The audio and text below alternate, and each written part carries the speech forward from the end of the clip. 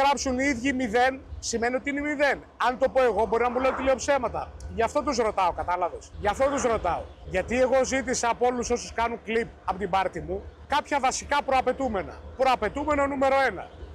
Να βάζουν στην περιγραφή του βίντεο από το κλιπ από ποιο κανάλι πήραν το stream, το απόσπασμα. Να κάνουν δηλαδή shout-out στο creator. Irrelevant αυτό. Αυτό είναι irrelevant, ρε φίλε, γιατί άμα φαίνεται η μούρη σου, άλλος ξέρει ποιος είσαι. Δηλαδή σε μένα. Να κάνουν ένα moderation στα σχόλια που το κάνουν και να μην βάζουν clickbait τίτλους. Όποιος στηρεί αυτά τα τρία έχει όλο το δικαίωμα να ανεβάζει κλιπ μου. Όποιος δεν τα τηρεί θα τρώει στο κεφάλι. Οπότε εσύ γλυκιά μου κοπελίτσα με τα βαμμένα μαλλιά, γιατί κλαις? Ξέρεις ότι η πνευματική ιδιοκτησία, η κλοπή πνευματικής ιδιοκτησίας διώκεται ποινικά από τον νόμο και αντί να μου πεις ευχαριστώ που απλά στα ρίχνω με copyright και δεν σε πάω στα δικαστήρια να σου πάρω κανένα τάλιρο, θες να μου ζητήσεις και τον λόγο. Για αρχή κάνουμε ένα πεοθυλασμό και μετά το συζητάμε.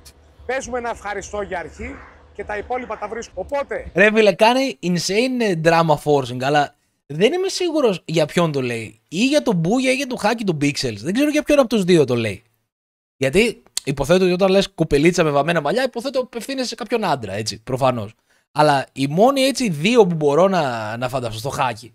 Επειδή αυτός τα έπαιρνε έτοιμα και καλά τα έκανε react στο stream και μετά τα ανέβαζε στο YouTube, έστω μια καλή tier list. Ναι,